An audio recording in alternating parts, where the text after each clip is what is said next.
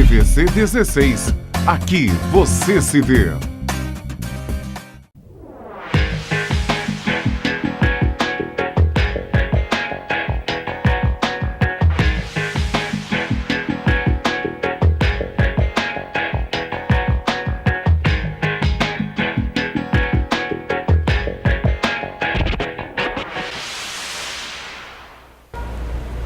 Alô, amigos do Abrindo o Jogo.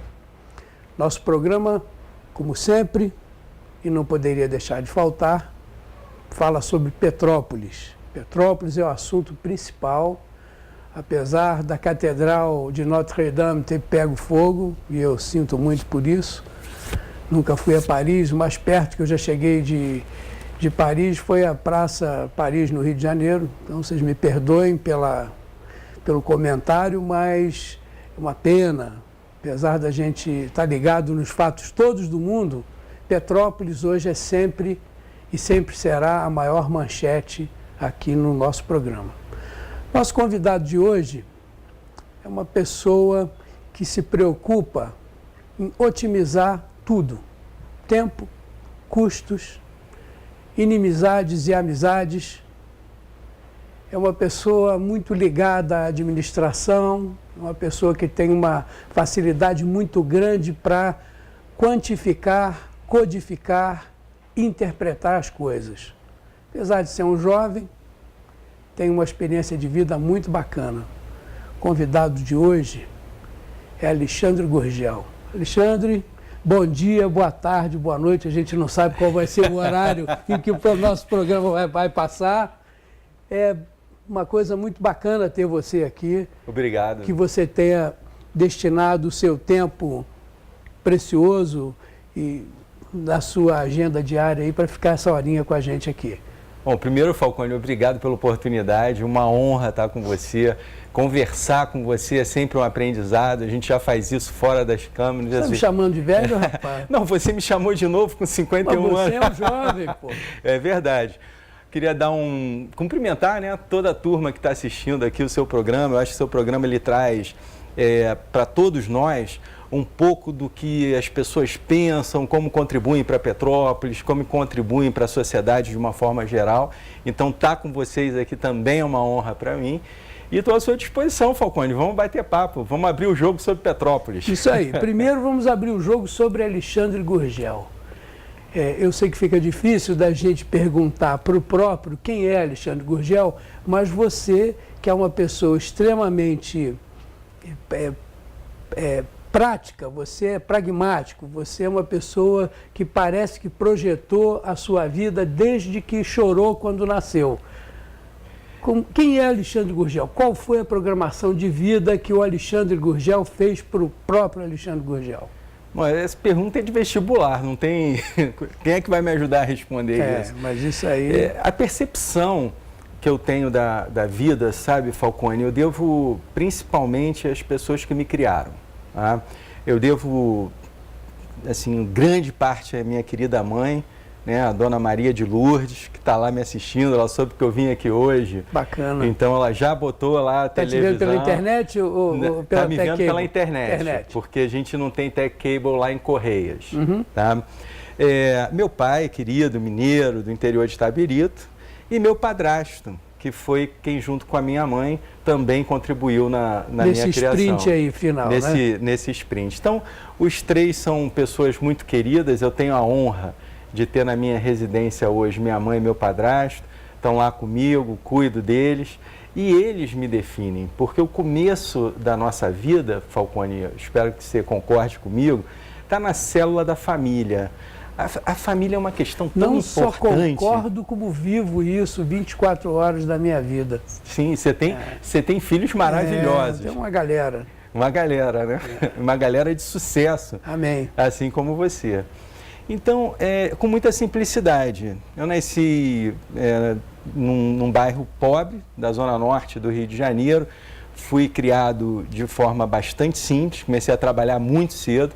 Eu, com 14 anos, meu primeiro emprego era ajudar a descarregar caminhão do Baú da Felicidade, lá no depósito de Vicente Carvalho. Você já foi próximo ao Silvio Santos, então? Eu posso dizer que eu trabalhei no grupo Silvio Santos.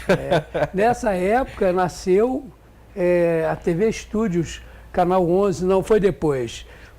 Nasceu o Baú e depois veio o TV Estúdios na época do controle militar no Brasil. Na época do Figueiredo foi que apareceu a TV Estúdios Canal 11. Com certeza. Foi antes. Com certeza. Mas comecei a trabalhar muito cedo, sabe, Falcone? E sempre com uma orientação, minha mãe sempre declarando, meu pai, meu padrasto, que assim, o que muda a vida da gente é a capacitação que você faz para você mesmo. Essa, a não ser que você tenha um problema grave de saúde, essa ninguém te toma.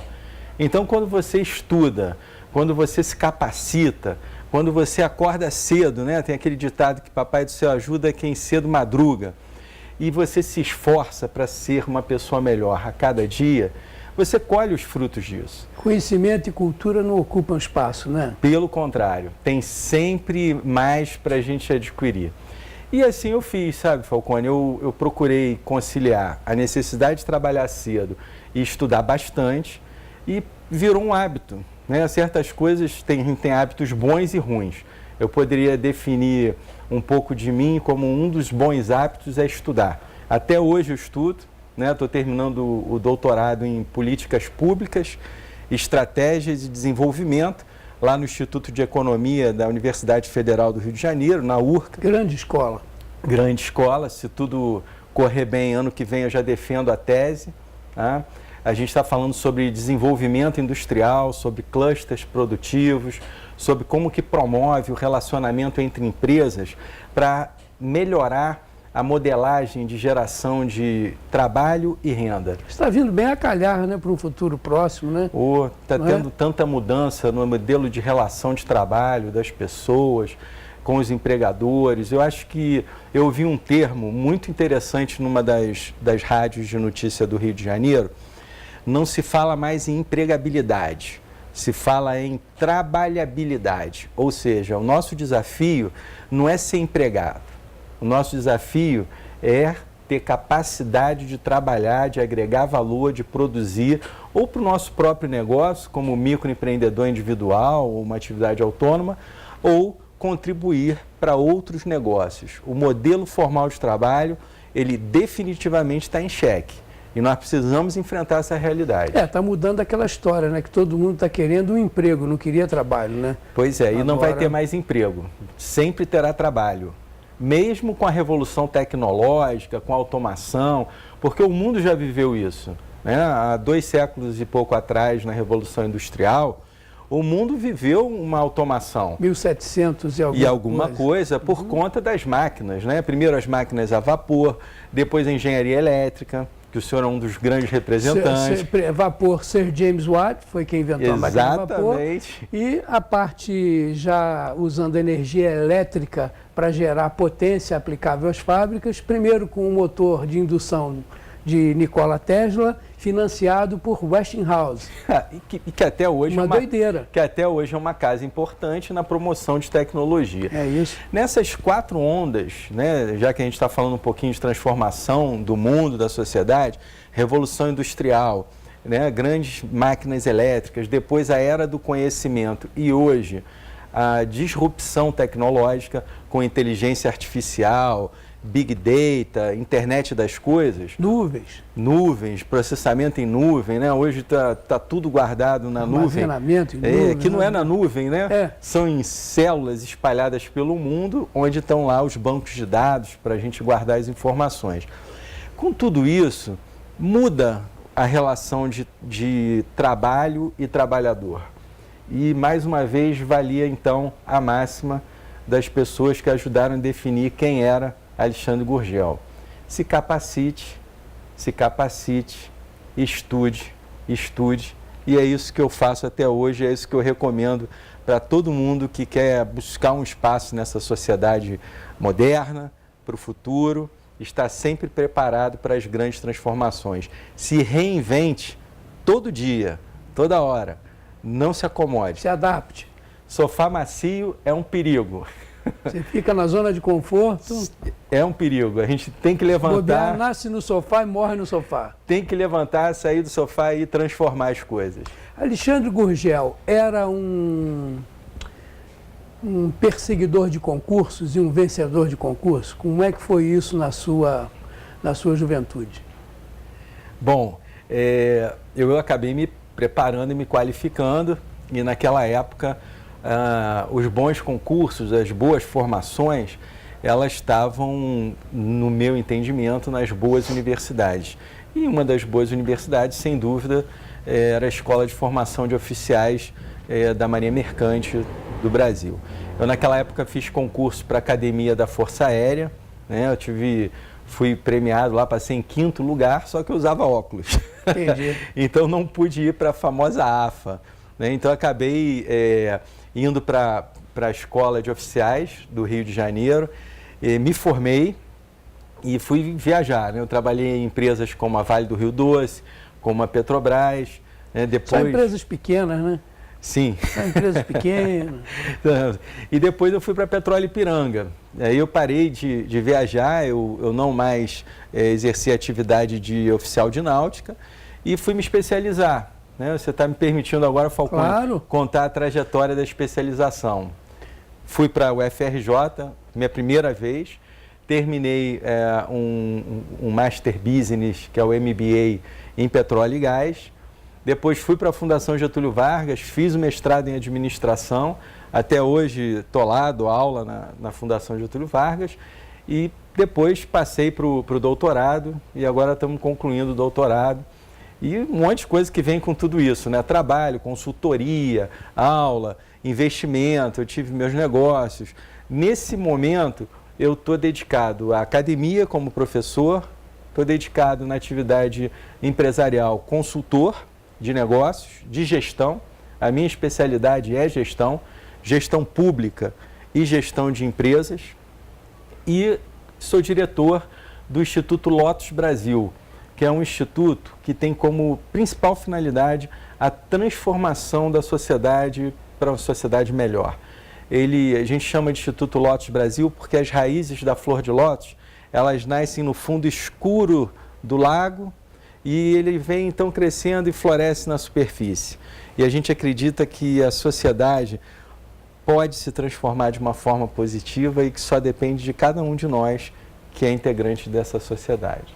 Para essa mesma sociedade, o que você diria sobre a necessidade da pessoa ter uma formação básica, sólida, para gerenciar qualquer tipo de negócio? Qual é essa importância? Você acha que, por exemplo, uma pessoa que sai do anonimato, uma pessoa que sai da classe mais baixa da sociedade, se ela seguir um planejamento de instrução, conhecimento, ela pode se transformar num grande empresário, ela pode gerenciar a própria vida simplesmente, não só simplesmente, mas com o conhecimento adquirido na academia? Ou você acha que a gente precisa da experiência dura do dia a dia para forjar um bom diretor, um bom proprietário de empresa, um bom empreendedor? Olha, essa pergunta é sensacional.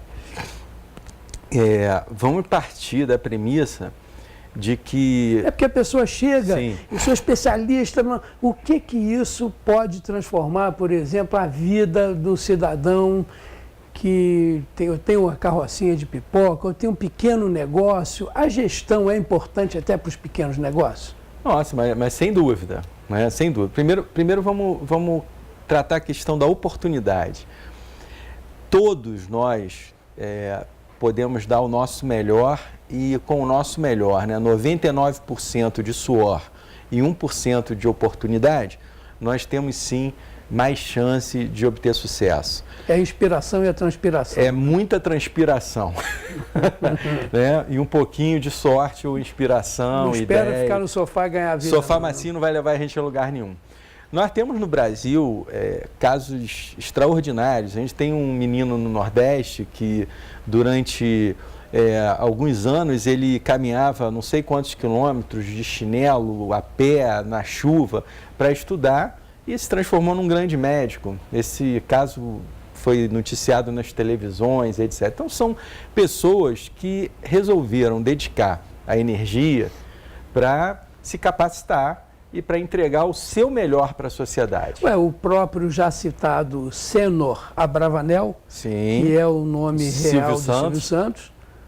É uma pessoa que começou a vida como camelô, vendendo pequenos balas, etc.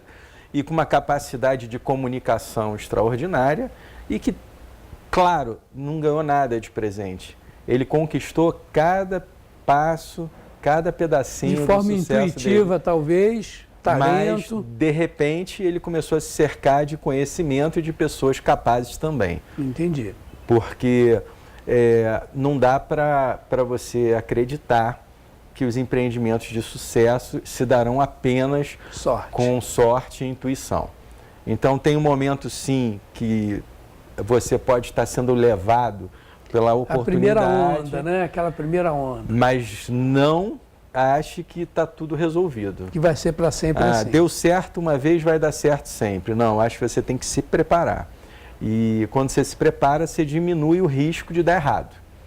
E aumenta as chances, as possibilidades. Então, sim, eu acredito que as pessoas, em qualquer estágio que ela esteja na pirâmide da sociedade brasileira ou na pirâmide social do mundo, ela pode sair, sim, da base da pirâmide, ocupar espaços no topo. Ascender. Sim, e claro que isso parte de muito esforço pessoal e de oportunidade. Agora, se na largada você não acredita e acha que não vai ter oportunidade, você não vai fazer esforço, então você vai continuar na sua camada. É natimorto, já nasceu morta a iniciativa. Sim, e eu acredito demais, sabe, Falcone, no ser humano e na capacidade do ser humano se transformar.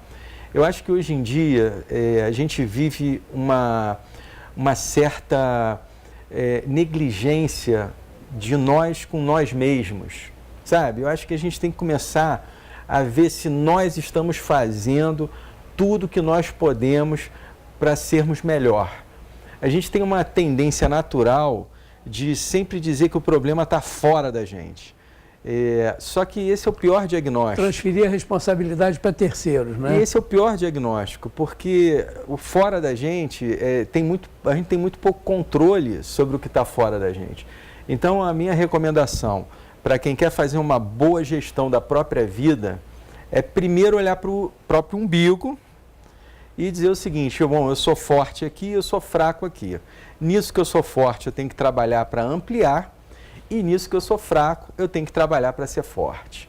E isso vale para tudo, para habilidade técnica, para relacionamento com as pessoas, para o estudo, para o convívio social, vale para tudo. Ou seja, o tempo todo está tentando ser uma pessoa melhor, que uma pessoa melhor com capacidade de entregar mais do seu potencial para as outras pessoas e para a sociedade. Acho que o caminho da felicidade é essa interação positiva da gente com a gente mesmo e da gente com as pessoas que estão em volta no nosso convívio diário.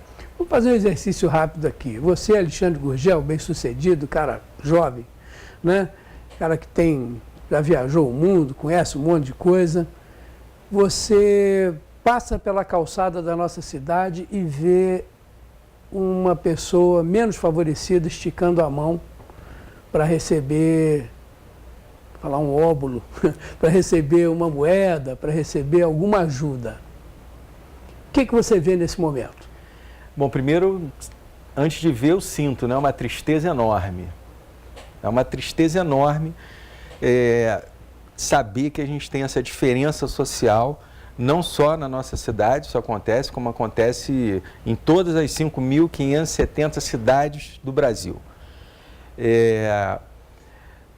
Esse sentimento de tristeza, ele imediatamente vem com o reconhecimento do quanto que nós fazemos má gestão de políticas públicas no Brasil, em todos os lugares. O pedir, ele tem um lado da sociedade que critica ferozmente e um lado da sociedade que se fica sensível à necessidade. Primeiro ponto é, quem tem fome tem pressa. Não adianta dizer que quem está passando fome, você vai pegar essa pessoa e vai, em 24 horas, transformá-la num executivo de sucesso, arrumar um emprego para ela, deixá-la bonitinha e ela, a partir daquele instante ela vai ser uma pessoa produtiva. A pessoa está passando fome, se não é um picareta, né? Porque tem muita gente que estica a mão e anda de carro, né? Tem muita gente que forja ferida, etc. e tal. Se não é um picareta, e isso, o nosso coração, a nossa intuição é que vai dizer. Tá? Eu digo o seguinte, algumas vezes, acolho o pedido, quando eu tenho alguma sensação de que ali tem verdade, converso com as pessoas, tiro foto, brinco, pergunto da onde veio, para onde está indo. Eu acho que esse investimento de um cidadão no outro cidadão, no próximo, é uma questão de decisão pessoal. Dar conforto para ele te faz crescer como ser humano. Mas eu já neguei várias vezes. Já por diversas vezes percebi que ali eu tinha um problema instalado de consumidores de crack e que aquele dinheiro, o óbolo, estaria dedicado a comprar mais uma pedra, estaria dedicado a aumentar o problema, a estacionar naquele espaço da sociedade. Qualquer lugar que tenha Cracolândia, eu acho que é a falência da gestão pública. Quando o Estado e governos deixam prosperar ilícitos à luz do dia, tá certo? E acabam com o ordenamento urbano e acabam com a segurança pública, é a falência de qualquer gestão. E isso vale para qualquer lugar onde isso aconteça. É muita irresponsabilidade do gestor público não atacar as mazelas sociais, com todo respeito aos direitos humanos. Mas lembra, o meu direito acaba quando começa o seu, e o seu acaba quando começa o meu. Você, mês passado, esteve no México, né? Tive. Você viu alguma coisa diferente no México? Algum paralelo com o que a gente tem? É muito diferente? Você que é observador, o que você viu lá? Eu fiquei impressionado, sabe? Eu tive na... Se você esteve na Cidade do México, eu não sei se esteve lá, parece que é uma das maiores cidades do mundo, não é isso? Isso. Eu fui para a Riviera Mexicana, tá? A Riviera Mexicana é uma cidade planejada. É impressionante como que em 20 anos, em 2 décadas, aquela região da América Central avançou e se transformou num espaço altamente desenvolvido. O que mais me impressionou foi uma rua chamada Quinta Avenida, que fica na Playa del Carmen. Essa Quinta Avenida, há 20 anos atrás, ela era uma rua normal, simples, com um pequeno comércio. Hoje, ela é um verdadeiro shopping ao céu aberto, com as principais marcas do mundo e com um turismo altamente qualificado. E o impressionante é que os atrativos são bacanas, mas se a gente comparar, por exemplo, com a Cidade Imperial, nós temos muito mais atrativos. Então, assim, como que a gente não tem uma política de turismo no país, no estado e nas regiões, que seja na direção de qualificar esse turismo? Valorizar, né? E isso não vai se dar sem muito trabalho e sem um processo de organizar a infraestrutura das cidades. E não estou falando só de Petrópolis, eu quero deixar isso muito claro, de organizar o marketing do que nós temos para oferecer, né? E efetivamente irmos lá buscar o turismo qualificado, com um ticket médio elevado, com um valor agregado, porque isso sim é uma injeção na economia. O encadeamento, né, do investidor num ambiente de negócio favorável e pessoas que começam a acreditar que ali tem política pública para progresso. E você não tem como fugir. E eu vi isso lá no México e fiquei impressionado, porque eu já tinha visitado há 20 anos atrás E em 20 anos, que parece muito, mas que não é tanto assim, é impressionante o desenvolvimento daquela região. E com detalhe, muita segurança. Você anda de madrugada nas ruas ali de Playa del Carmen sem nenhum risco. Você anda com um relógio, com joia, você sai. Eu saí com a Ivana, minha esposa, para caminhar todas as noites e a gente não viu uma ocorrência, não teve um assalto, uma briga. Na rua você via? Não vi, não vi. Pelo contrário, eu vi projetos sociais espetaculares. Saindo um pouquinho do turismo para a responsabilidade com os animais, iam para lugares específicos com os bichinhos para doação, né, os cachorrinhos, vacinados, castrados, etc., com uma roupinha, né, e eram apresentados ali para potenciais doadores. E como que as pessoas interagiam, faziam doações para a organização não governamental e alguns adotavam seus bichinhos. Eu até fiz uma postagem sobre isso.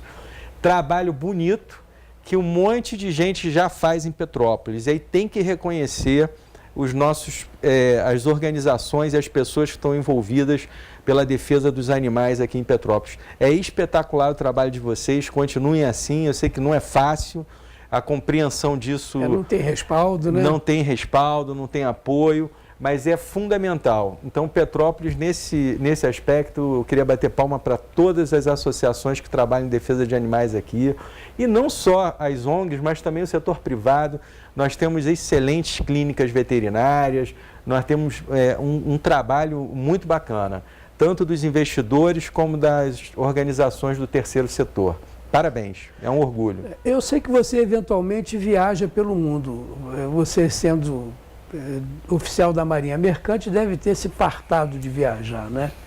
Você viu em algum lugar alguma estrutura parecida com o que você vê aqui em Petrópolis? Alguma coisa precisando de levar um empurrão, mas com um potencial maravilhoso nessas suas viagens? Você pode traçar algum paralelo?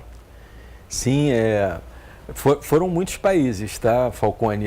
Ao longo desses anos que eu tive, não só na Marinha, mas também o período que eu, como executivo, acabei viajando por mais de 50 países, né? Eu conheço todos os continentes e, por incrível que pareça, eu não fui a passeio.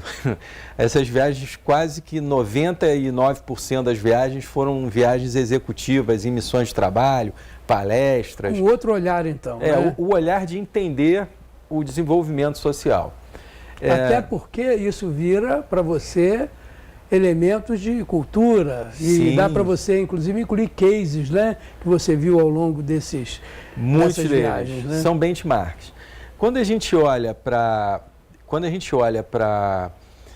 Petrópolis, que a sua pergunta é muito direta, né, conversando aqui com o seu público. Quando você olha para Petrópolis, você percebe uma cidade espetacular, extraordinária. A gente estava falando da Catedral Francesa, que eu tive a oportunidade de visitar, né, a Notre Dame, que agora vai ser restaurada nos próximos anos.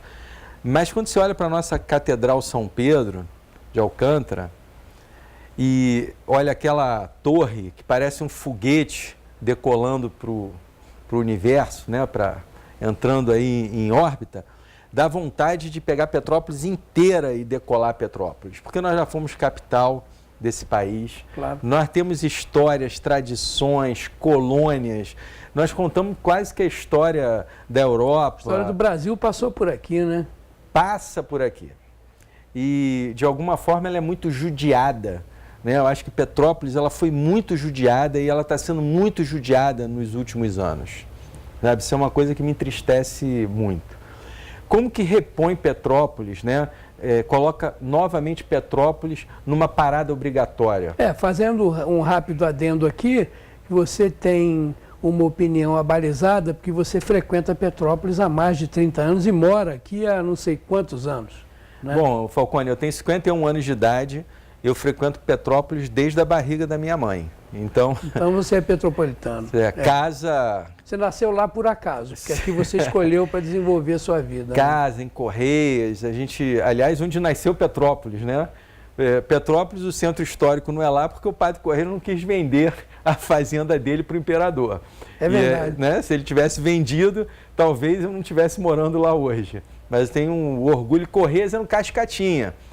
O distrito de Cascatinha, que é um dos distritos que precisa de muita atenção, muito carinho, como todos. Distrito de Petrópolis da Posse, Distrito de Petrópolis de Pedro do Rio, Distrito de Petrópolis de Cascatinha, Distrito de Petrópolis Sede, todos os nossos distritos precisam de atenção e carinho, muito, muito. Petrópolis não é só o centro histórico. Sem dúvida nenhuma. Então nós temos problemas aqui para contar à vontade. Então quando eu falo em colocar Petrópolis de novo na parada obrigatória, não pode ser na curva que a gente faz na subida. Para parar na casa do alemão, né? Para parar no topo da serra e ir para Minas, ir para Três Rios e para outros lugares. Mas eu entendo que quem leva 1h30 do centro da cidade do Rio de Janeiro para chegar no alto da serra e vai gastar mais 1h30 para chegar no centro histórico por conta da mobilidade urbana, tem alguma coisa errada.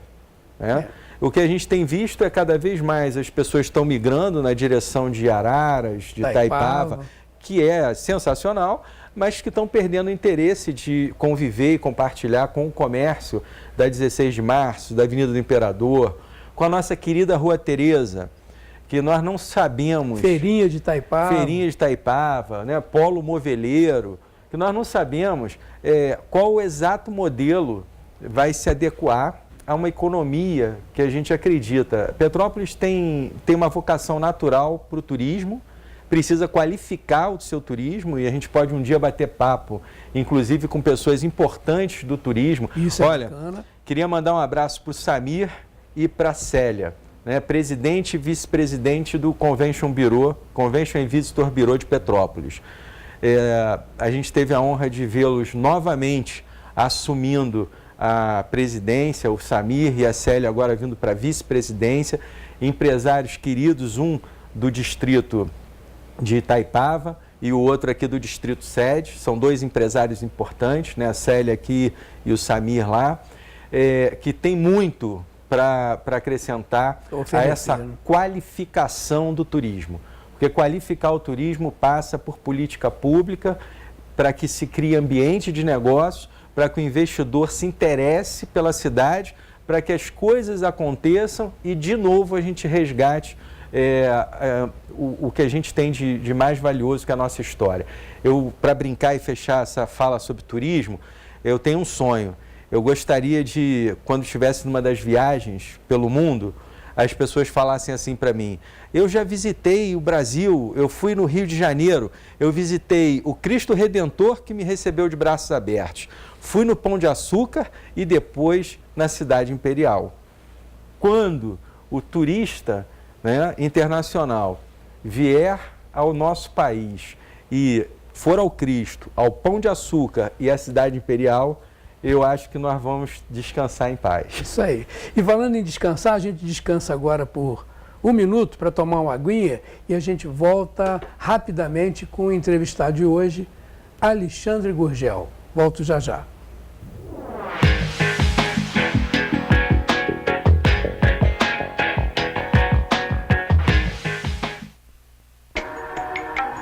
Sua casa de cara nova, com detalhes que só tem aqui na Carlinhos Plásticos.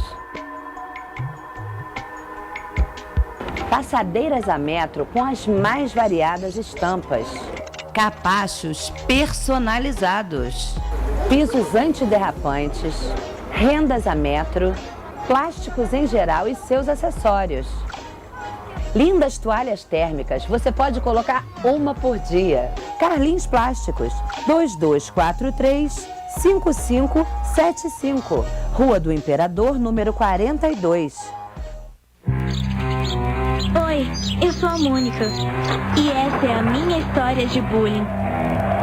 Tem uma garota bem popular na minha escola que me tratou mal por muito tempo. Uma vez ela tentou me humilhar e me derrubou na frente de um monte de gente. E ela sempre me chamava de alguma coisa feia que ela inventava. Os outros alunos sempre ficavam do lado dela e contra mim só porque ela é popular. E eu acho que eles ficavam com medo que ela fosse virar contra eles também.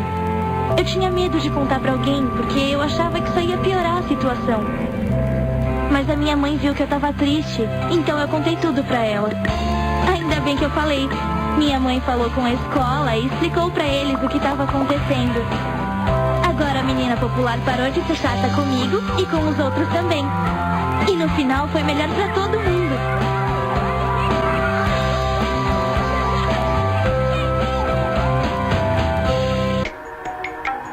Sua casa de cara nova, com detalhes que só tem aqui na Carlinhos Plásticos. Passadeiras a metro com as mais variadas estampas. Capachos personalizados. Pisos antiderrapantes, rendas a metro, plásticos em geral e seus acessórios. Lindas toalhas térmicas, você pode colocar uma por dia. Carlinhos Plásticos, 2243-5575, Rua do Imperador, número 42.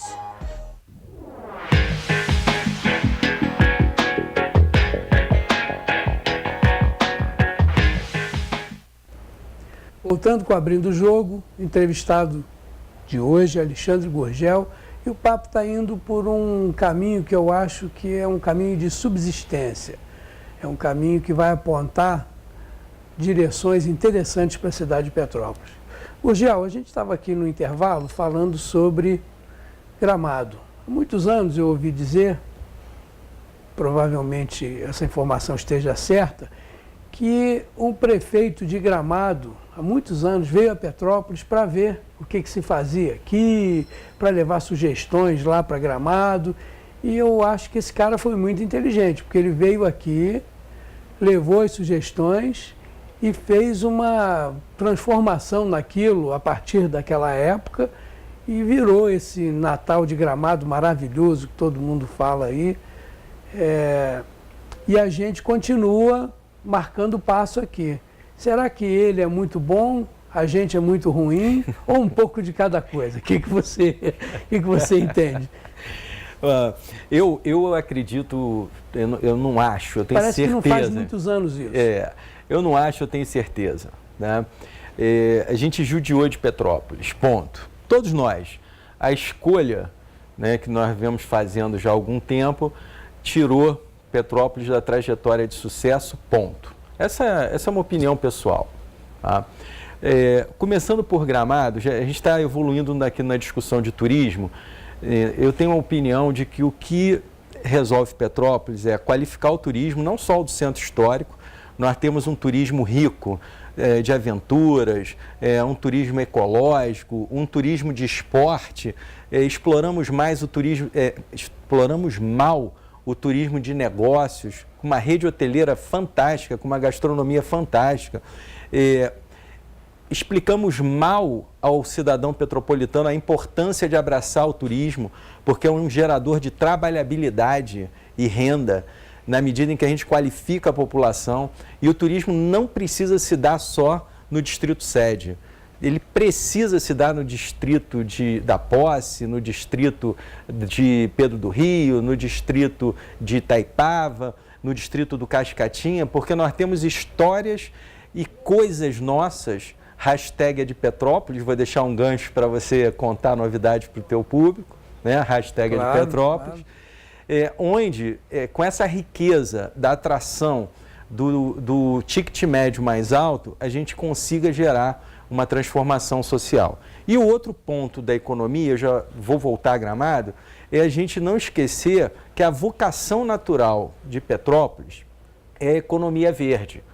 Petrópolis tem uma topografia e ela é cheia de poligonais, de áreas de proteção e preservação ambiental extremamente importantes, mas que são laboratório vivo para a discussão de energia sustentável, de empresas de inovação, na área de tecnologia, redor, né? E que para isso precisa, sim, de um esforço, de vontade política para resolver algumas questões de infraestrutura, de conectividade. É incrível como é que uma cidade que ficou 10 anos num projeto de tecnologia, Petrópolis Tecnópolis, não se consiga falar no celular, não se tenha um bom Wi-Fi e os investimentos na área de fibra ótica, etc., não são aplicados e utilizados pela sociedade num polo de tecnologia. Isso precisa ser enfrentado. É um paradoxo. A gente precisa ser enfrentado. Então, a economia verde e o turismo nos representam, na minha opinião. E a gente precisa capacitar o cidadão petropolitano nessa vertente, que inclusive é a vertente sustentável, é o que promove o mundo daqui para frente. Nós vamos ficar na moda, nós vamos ficar na vanguarda da economia, porque não se fala em um mundo que não seja sustentável. E nós nascemos numa cidade sustentável, vivemos numa cidade sustentável e, infelizmente, nós estamos fazendo um esforço enorme para ela não ser sustentável. Esse é meu ponto. Quando você vai para Gramado, a gente precisa falar a verdade, né? Petrópolis tem 300 mil habitantes, Gramado tem entre 20 mil e 30 mil, então é 10% da população. Tá? Mas é verdade que quando você passeia nas ruas de Gramado, você vê toda a estrutura colonial preservada. Você vê que o centro de Gramado ele tem uma característica de incentivar, através de políticas públicas, que as construções sejam mantidas dentro de um padrão de arquitetura, que faz com que as pessoas se sintam com vontade de visitar e transportadas, de né, viver uma outra aquela época. experiência, uma outra época, uma outra região do mundo, etc.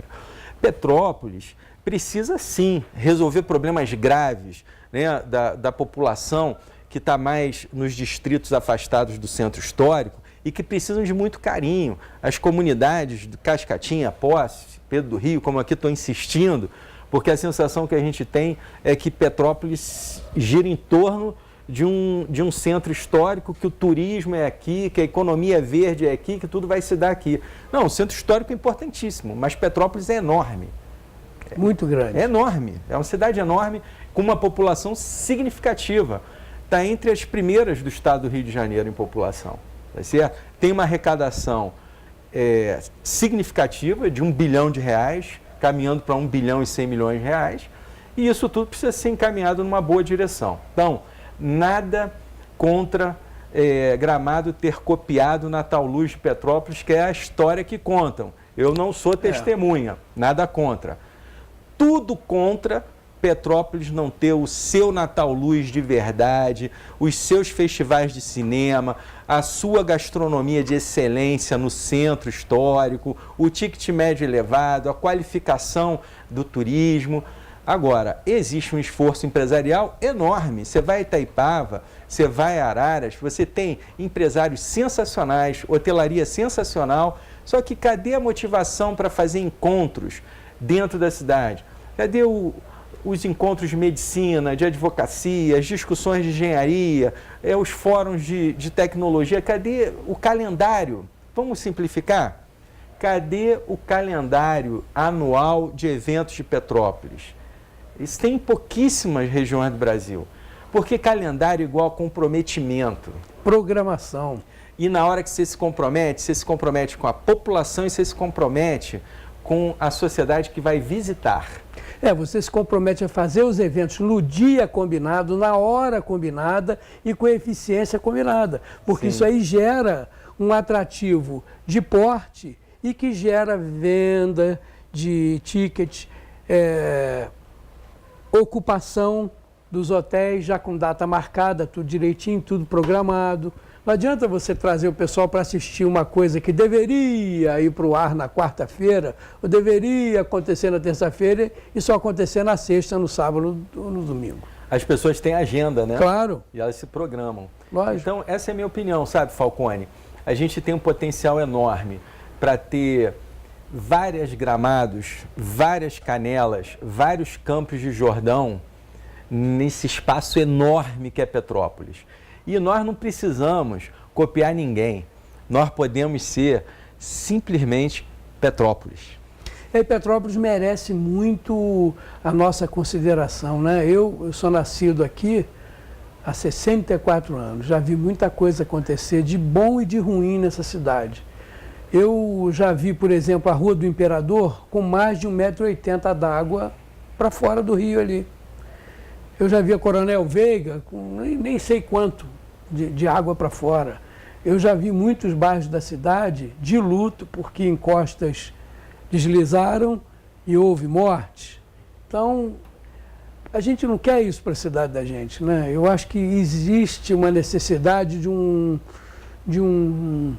choque de gerência nisso tudo, né? Para que a cidade tenha a oportunidade de crescer de maneira sustentável. É muito importante para nós, petropolitanos, continuarmos a viver numa cidade segura, onde se possa criar filhos, onde os mais pobres não virem surfistas de encosta. Que o cara vai morar lá, daqui a pouco ele está surfando na lama e morre, desaparece. Então, a gente deu sorte esse início de ano e a gente também teve uma eficiência grande dos órgãos de controle. Prefeitura trabalhou direitinho, Defesa Civil trabalhou direitinho, de forma preventiva, tanto que você viu que apesar de terem havido aí fortes chuvas, a gente não teve óbito, a gente não teve grandes problemas, né? Graças a Deus. Uma coisa é contar com a sorte, ficar aqui pedindo a Jesus que nos ilumine e facilite a vida das pessoas. A outra coisa é gestão de recursos, previsão de problemas e uma maneira de dar resposta imediata quando eles acontecerem. Sim. Você está trazendo uma pauta, quando você fala de gestão, de gerente, né, você trouxe uma pauta muito interessante. As pessoas me perguntam, né? Mas gestão, eu vou escolher o gestor porque ele é bonito, porque ele é jovem, porque ele é simpático, porque ele fala bem. É assim que você escolhe o seu médico? É assim que você faz a escolha do profissional que vai fazer uma cirurgia delicadíssima para salvar a vida de um ente querido? Que implica em risco de morte? Do seu familiar, que implica em risco de morte? Você escolhe o seu médico porque ele é bonito, porque ele é jovem, porque ele é simpático, porque ele fala bem? Ou você escolhe o seu médico pelo currículo dele de cirurgias de sucesso, capacidade de entregar a solução, né, de um bom diagnóstico? Eu, quando preciso de uma emergência médica na família, eu sempre procuro me informar do especialista que vai tratar daquele assunto. Infelizmente, nem sempre, Falcone, as pessoas entendem que gestão é uma ciência tão complexa como a medicina, como a engenharia, como qualquer outra ciência. Gestão é para quem se especializou em fazer controle de negócios e de entregas. Imagina que a gente vai colocar R$1 bilhão na mão de uma equipe que não tem gestores. Ou que tem gestores e não conversam entre si. E não estou falando de Petrópolis, eu estou falando do Brasil. E que monta equipe com políticos.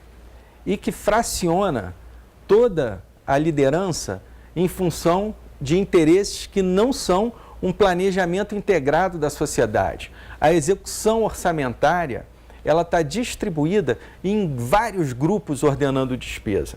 Então, assim, é a mesma coisa que entregar o seu filho para um curioso em medicina, é entregar o seu orçamento de R$1 bilhão para cuidar de 300 mil habitantes na mão de pessoas que não são especializadas em gestão. Só que isso acontece aqui, acontece nos 5.570 municípios. Eu acho que a população brasileira está começando a entender que precisa de gestores à frente do executivo e não de políticos. Os políticos são absolutamente importantes. Agora, duas definições, né, que eu sempre brinco, político e policial. Policial faz um juramento. Quando ele quebra esse juramento, ele não é policial, ele é bandido. Quando ele é miliciano, quando ele usa a farda, o distintivo e a arma para roubar, ele não é policial, ele é um criminoso. A mesma coisa o político. O político que está travestido de um mandato, ou legitimidade pública, ou porque foi nomeado, ele tem como obrigação cumprir uma das atividades mais nobres que existe, né? Platão já dizia quase 500 anos antes de Cristo, há 2.500 anos atrás, que se você se diz um ser não político, apolítico, você tem que se conformar em ser gerido por piores do que você, do que pessoas piores do que você. Então, se você quer mudar esse entendimento, entenda que política é uma coisa nobre. Envolva-se. E quem faz política mal feita e usa a política não é político. Se está fazendo maldade, corrupção, se está envolvido com crime, não é político, é criminoso. Isso é que precisa ser entendido. O político de verdade, o policial de verdade, eles precisam ter resgatados a nobreza dessa atividade. E o Brasil precisa, em cada um dos 5.570 municípios, nas suas 27 unidades da federação, no executivo ter especialista. No judiciário tem que ter especialista em direito, para garantir o Estado de Direito, a Constituição brasileira. No legislativo tem que ter especialista em lei e que represente o povo nos seus anseios e que fiscalize o executivo. E no executivo a gente precisa ter gente que entende de execução, que sabe fazer planejamento estratégico, que sabe integrar, que sabe cuidar de pessoas. Como que você não vai motivar 10 mil pessoas que trabalham no serviço público petropolitano? É por isso. Elas precisam ser promovidas, elas precisam ser respeitadas. O servidor público tem que ter orgulho de ser servidor público. Ele tem que ser resgatado. As pessoas não podem ficar embaixo de nomeados sem preparo e que desmotivam o técnico que estudou, que passou no concurso, que tem uma missão. Então, assim, tem que ter uma política de gente.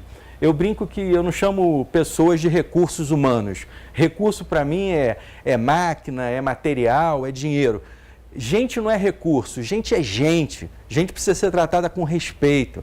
Então, se você tem 10 mil servidores, você quer que dê certa gestão, você tem que começar cuidando da gente que é responsável por fazer 300 mil pessoas se sentirem satisfeitas com a qualidade de serviço público.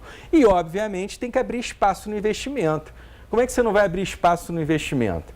Agora, você tem um monte de duplicidade de recursos mal aplicados e não precisa ser um grande especialista para saber.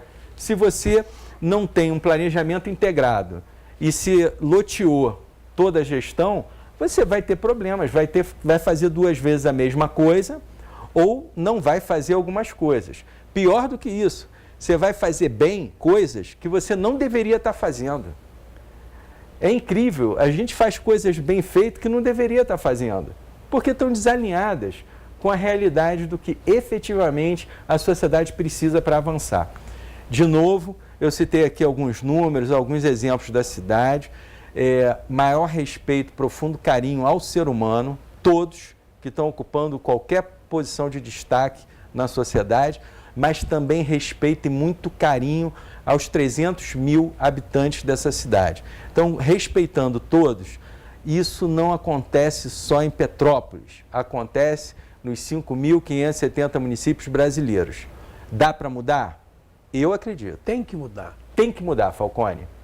Gurgel, a gente estava falando sobre gestão pública, a gente saber o que está acontecendo com o dinheiro público, a gente saber aonde está para saber para onde pode ir. Isso. Não é isso? E você estava falando sobre isso não ser uma coisa só de Petrópolis, ela é do mundo inteiro. E a falta de transparência também com relação ao que se faz com o dinheiro público, não está sendo especificado nos sites, nos locais em que ele realmente deveria estar aparecendo. Só arrumando um pouco, né? A gente fez uma análise no Brasil. O Brasil tem realmente problemas sérios de transparência, de aplicação da verba. Nós não estamos perseguindo nenhuma gestão específica. Tá? Claro. Mas o que eu mais sinto falta como cidadão, tá, é saber aonde nós estamos e aonde nós queremos ir. E isso se dá através de transparência nas políticas públicas. Mais do que as políticas públicas, de transparência nas verbas e como essas verbas vão ser aplicadas.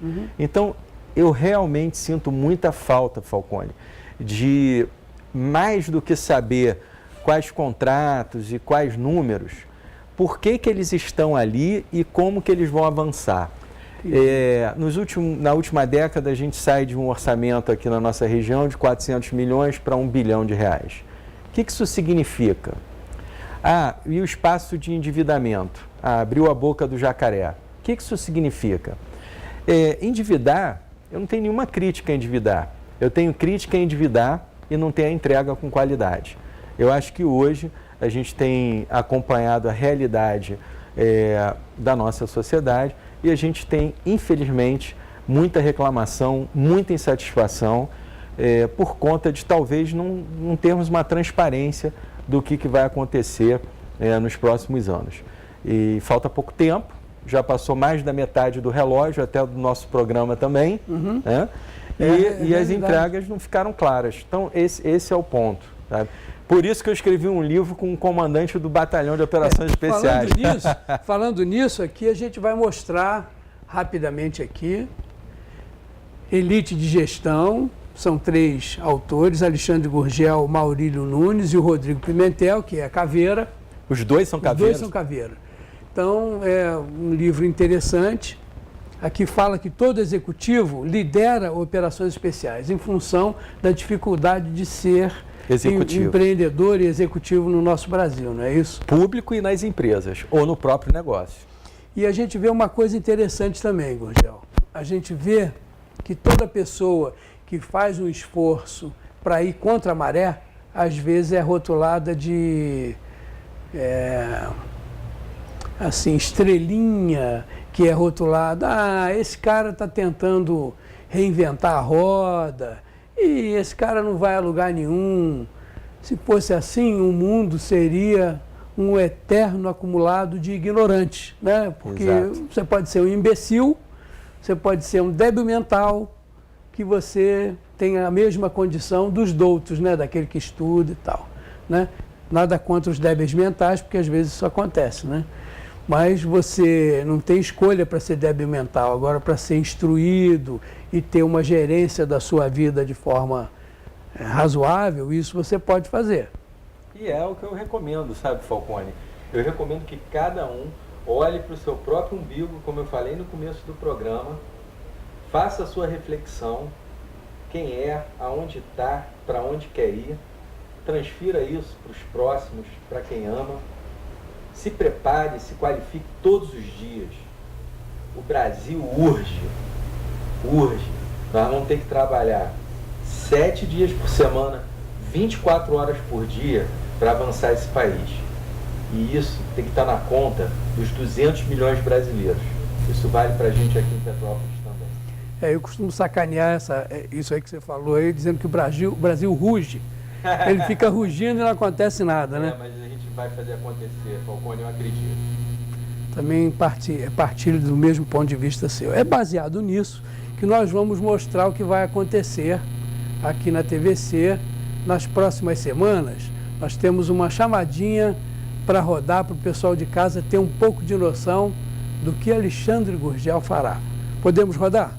Eu sou Alexandre Gurgel. Eu sou Cristiane Miquelin. E juntos nós inventamos o Hashtag de Petrópolis.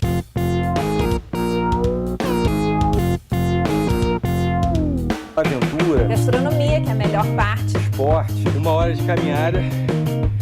Sair da entrada do parque.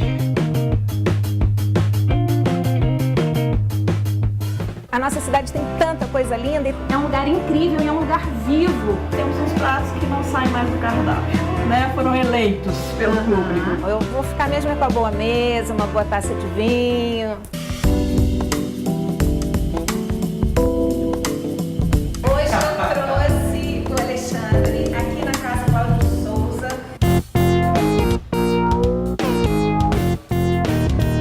Hashtag de Petrópolis.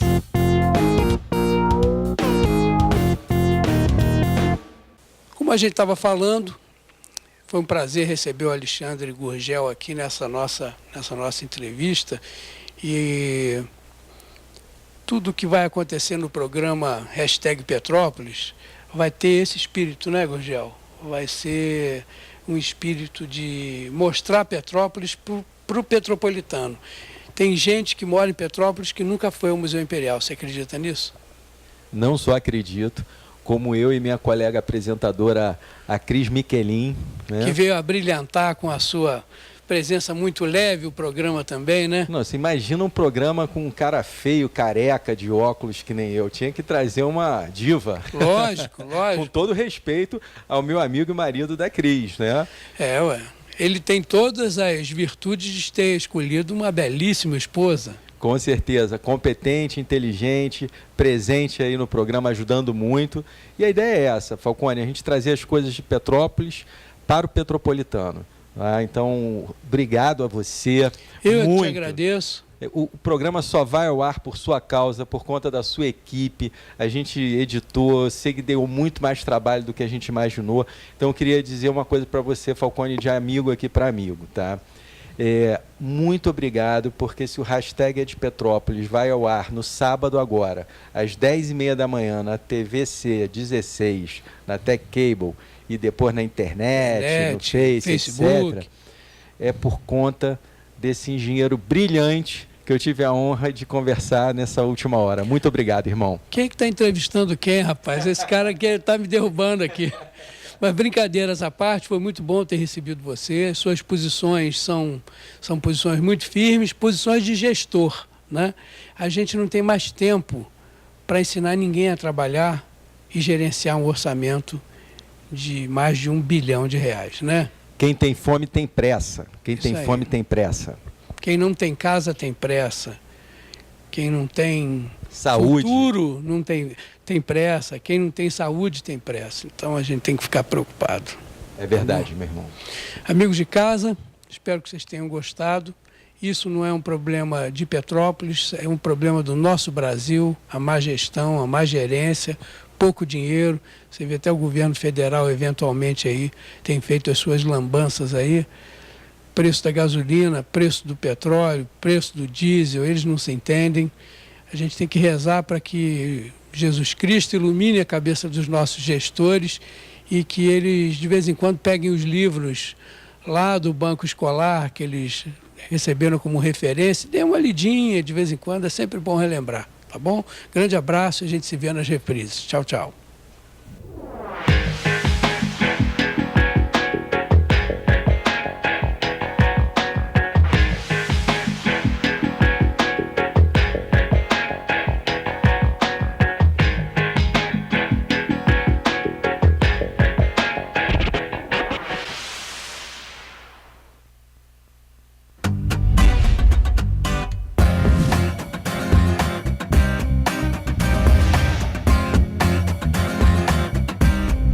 TVC 16. Aqui você se vê.